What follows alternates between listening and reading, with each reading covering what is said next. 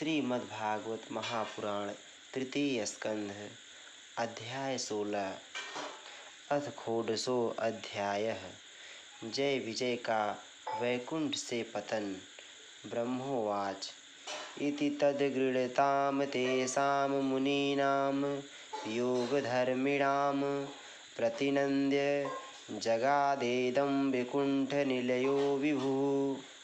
श्री ब्रह्मा जी ने कहा, देवगण, जब योगनिष्ठ सनकादि मुनियों ने इस प्रकार स्तुति की, तब वैकुंठ निवास श्री हरि ने उनकी प्रशंसा करते हुए यह कहा। श्री भगवान उवाच एतौ तौ पार्षदौ मह्यं जयो विजय एव च कदर्थीकृत्य माम यद्यो बहवः क्राताम अतिक्रमम्। श्री भगवान ने कहा, मुनिगण, ये जय विजय मेरे पार्षद हैं। इन्होंने मेरी कुछ भी परवाह न करके आपका बहुत बड़ा अपराध किया है। यस्त्वेतयोर्ध्वतो दंडो भवद्भिर्मार्म अनुव्रतैः स एवानुमतो अस्माभिर्मुनयो देवहेलनात्। आप लोग भी मेरे अनुगत भक्त हैं, अतः इस प्रकार मेरी ही अवज्ञा करने के कारण आपने इन्हें जो दंड दिया है वह मुझे भी अभिमत है।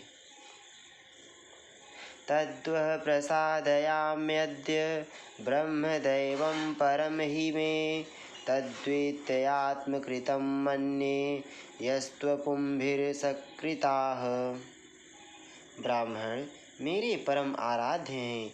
मेरे अनुचरों के द्वारा आप लोगों का जो तिरस्कार हुआ है उसे मैं अपना ही किया हुआ मानता हूँ, इसलिए मैं आप लोगों से प्रसन्नता की भिक्षा मांगता हूँ।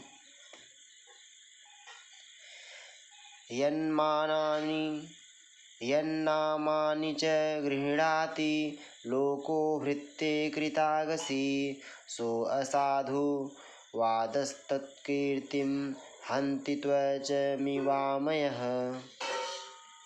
सेवकों के अपराध करने पर संसार उनके स्वामी का ही नाम लेता है। वह अपयश उसकी कीर्ति को इस प्रकार दूषित कर देता है जैसे त्वचा को चर्म रोग। यस्यामृतामलयसः श्रवणावगाः सद्यः पुनाति जगदास्व पचाद्विकुण्ठः सोऽहं भवद्भ्य उपलब्धसुतीर्थकीर्तिर्छिन्दां स्वबाहुम् अपि वह प्रतिकूलवृत्तिम्। मेरी निर्मल सुयस सुधा में गोता लगाने से चांडाल पर्यंत सारा जगत तुरंत पवित्र हो जाता है, इसलिए मैं विकुंठ कहलाता हूँ। किंतु यह पवित्र कीर्ति मुझे आप लोगों से ही प्राप्त हुई है, इसलिए जो कोई आपके विरुद्ध आचरण करेगा वह मेरी भुजा ही क्यों ना हो, मैं उसे तुरंत काट डालूँगा। यत् सेवया चरण पद्म पवित्र रेणुं सद्यः क्षताखिल मलं प्रतिलब्धशीलं न श्रीर्विरक्तम् अपि मां विजहाति यस्याः प्रेक्षालवार्थ इतरे नियमान वहन्ति। आप लोगों की सेवा करने से ही मेरी चरण रज को ऐसी पवित्रता प्राप्त हुई है कि वह सारे पापों को तत्काल नष्ट कर देती है, और वह मुझे ऐसा सुंदर स्वभाव मिला है कि मेरे उदासीन रहने पर भी लक्ष्मी जी मुझे एक क्षण के लिए भी नहीं छोड़ती। यद्यपि इन्हीं के लेस मात्र कृपा कटाक्ष के लिए अन्य ब्रह्मादि देवता नाना प्रकार के नियमों एवं व्रतों का पालन करते हैं। नाहं तथाद्यं यजमान हविर्बिताने सच्योतद् घृतप्लुत मदन हुतभुङ्गमुखेन यद् ब्राह्मणस्य मुखतश्चरतो अनुघासं तुष्टस्य मय्यवहितैर् निज कर्म पाकैः। जो अपने संपूर्ण कर्म फल मुझे अर्पण कर सदा संतुष्ट रहते हैं, वे निष्काम ब्राह्मण ग्रास ग्रास पर तृप्त होते हुए घी से तरह तरह के पकवानों का जब भोजन करते हैं, तब उनके मुख से मैं जैसा तृप्त होता हूँ, वैसा यज्ञ में अग्नि रूप मुख से यजमान की दी हुई आहुतियों को ग्रहण करके नहीं होता। ये साम बिभर्म्यहम खंड विकुंठ योग माया विभूतिर मलांघ्रिरजः किरीटैः विप्रांस्तु को न विसहेत यदर्हणाम्भः सद्यः पुनाति सह चंद्रलामलोकान्। योग माया का अखंड और असीम ऐश्वर्य मेरे अधीन है तथा मेरी चरणोदक रूपड़ी गंगा जी चंद्रमा को मस्तक पर धारण करने वाले भगवान शंकर के सहित समस्त लोकों को पवित्र करती हैं। ऐसा परम पवित्र एवं परमेश्वर होकर भी मैं जिनकी पवित्र चरण रज को अपने मुकुट पर धारण करता हूँ, उन ब्राह्मणों के कर्म को कौन नहीं सहन करेगा। ये मे तनूर्द्विज वरान्न दुहतिर्मदीया भूतान्यलब्ध शरणानि च भेदबुद्धया द्रक्ष्यन्त्यघ अच्छतदृशो ह्यहि मन्यवस्तान् गृध्रा रूषा मम कुसन्त्य अधिदण्डनेतुः। ब्राह्मण, दूध देने वाली गौएं और अनाथ प्राणी ये मेरे ही शरीर हैं। पापों के द्वारा विवेक दृष्टि नष्ट हो जाने के कारण जो लोग उन्हें मुझसे भिन्न समझते हैं, उन्हें मेरे द्वारा नियुक्त यमराज के गृध्र जैसे दूत, जो सर्प के समान क्रोधी हैं, अत्यंत क्रोधित होकर अपनी चोंचों से नोचते हैं। ये ब्राह्मणान्मयि धिया क्षिपतो अर्च्यन्त्यस्तुष्टस्य अधृतः स्मितसुधोचित पद्मवक्त्राः वाण्यानुरागकलया आत्मजवद् गृणन्तः सम्बोधयन्तः मिवाहमु उपाहृतस्तैः। ब्राह्मण तिरस्कार पूर्वक कटु भाषण भी करें तो भी जो उसमें मेरी भावना करके प्रसन्न चित्त से तथा अमृत भरी मुस्कान से युक्त मुख कमल से उसका आदर करते हैं, तथा जैसे रूठे हुए पिता को पुत्र और आप लोगों को मैं मनाता हूँ, उसी प्रकार जो प्रेम पूर्ण वचनों से प्रार्थना करते हुए उन्हें शांत करते हैं, वे मुझे अपने वश में कर लेते हैं। तन्मे स्वभर्तुर्वसाय मलच्छमाणौ युष्मदभ्य अतिक्रमगतिं प्रतिपद्य सद्यः भूयो ममान्तिकमितां तदनु अग्रहोमि यत्कल्पतां चिरतो भृतयोर्विवासः।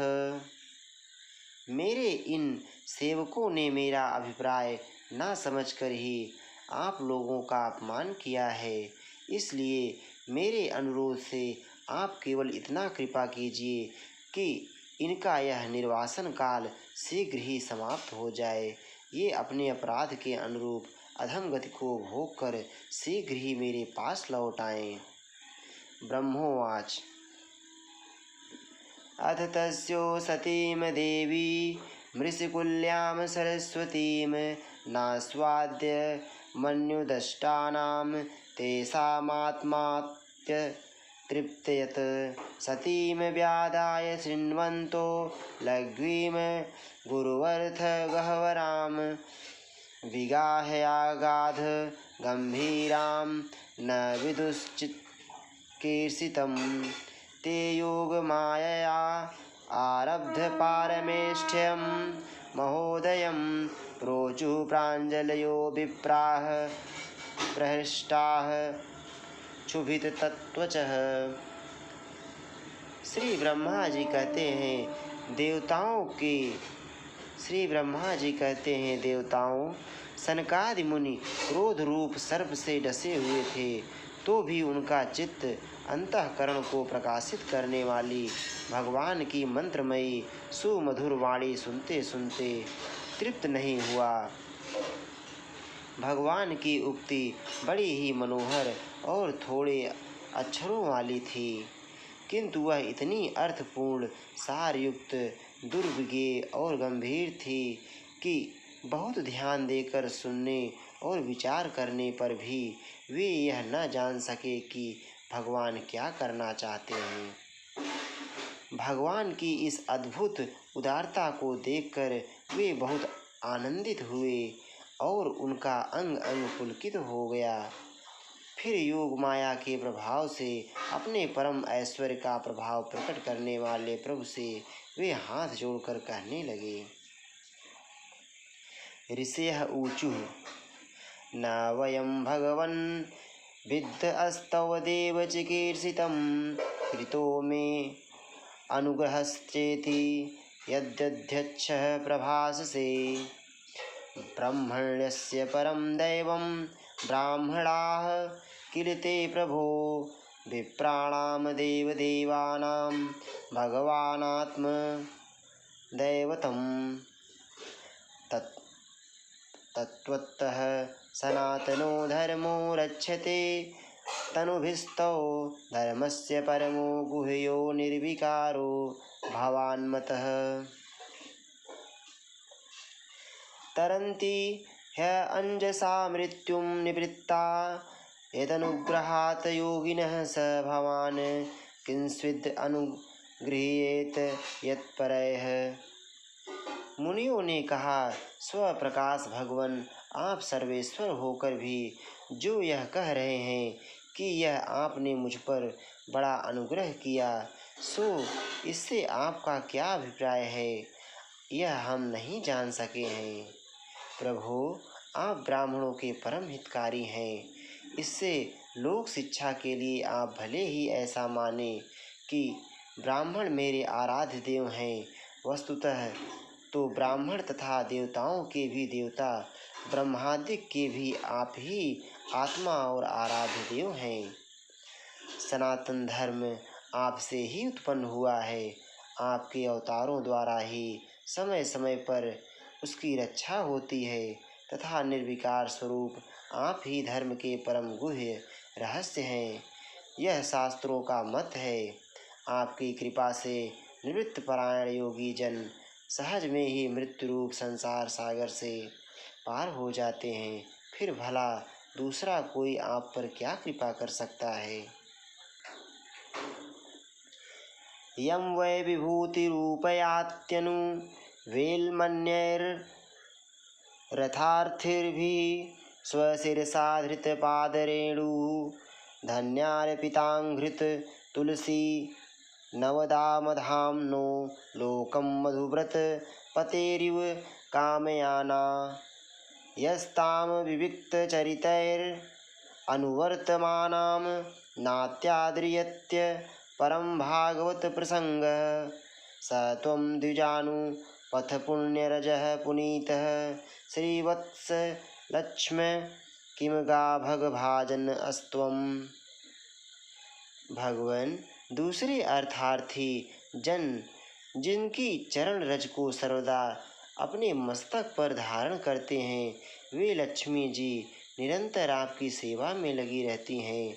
सो ऐसा जान पड़ता है कि भाग्यवान भक्तजन आपके चरणों पर जो नूतन तुलसी की मालाएं अर्पण करते हैं, उन पर गुंजार करते हुए भंवरों के समान वे भी आपके पाद पद्मों को ही अपना निवास स्थान बनाना चाहती हैं, किंतु अपने पवित्र चरित्रों से निरंतर सेवा में तत्पर रहने वाली उन लक्ष्मी जी का भी आप विशेष आदर नहीं करते। आप तो अपने भक्तों से ही विशेष प्रेम रखते हैं। आप स्वयं ही संपूर्ण भजनीय गुणों के आश्रय हैं। क्या जहाँ तहाँ विचरते हुए ब्राह्मणों के चरणों में लगने से पवित्र हुई मार्ग की धूलि और श्री वत्स का चिन्ह आपको पवित्र कर सकते हैं? क्या इनसे आपकी शोभा बढ़ सकती है? धर्मस्य ते भगवतस्त्रियुग त्रिभिः स्वैः पद्मिभिश्चराचरमिदं द्विजदेवतार्थं नूनमृतं तदभिगाथि रजस्तमश्च सत्त्वेन नो वरदया तनुवा निरस्य न त्वं द्विजोत्तमकुलं यदिहात्मगोपं गोप्ता वृष स्वर्हणेन ससुनृतेन तर्हेव नङ्गच्छति शिवस्तव देवपन्था लोको अग्रहीष्य दृश्यभस्य हि तत्प्रमाणम्। भगवान, आप साक्षात धर्म स्वरूप हैं।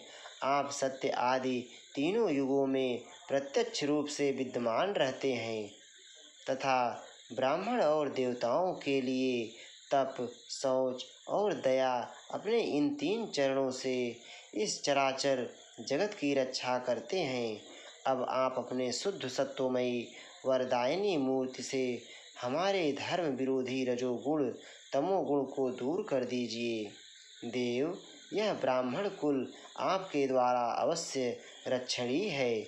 यदि साक्षात धर्म रूप होकर भी आप सुमधुर वाणी और पूजन आदि के द्वारा इस उत्तम कुल की रक्षा ना करें तो आपका निश्चित किया हुआ कल्याण मार्ग ही नष्ट हो जाए, क्योंकि लोग तो श्रेष्ठ पुरुषों के आचरणों की ही प्रमाण रूप से ग्रहण करता है।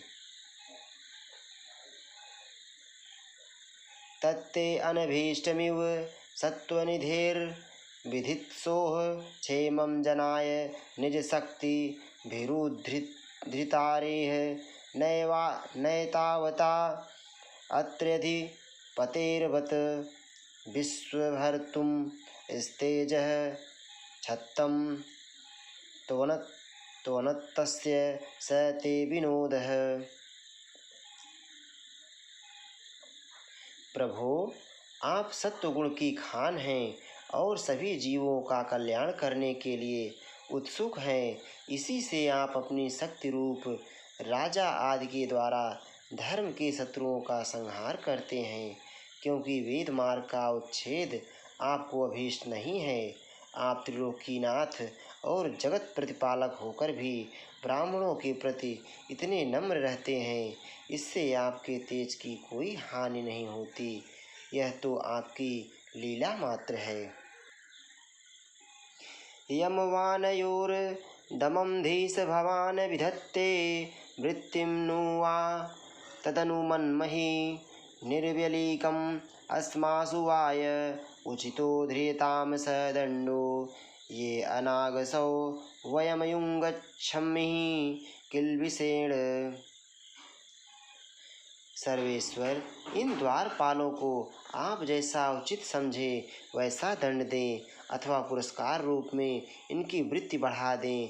हम निष्कपट भाव से सब प्रकार आपसे सहमत हैं, अथवा हमने आपके इस निरपराध अनुचरों को शाप दिया है, इसके लिए हमें को उचित दंड दें, हमें वह भी सहर्ष स्वीकार है। श्री भगवान उवाच।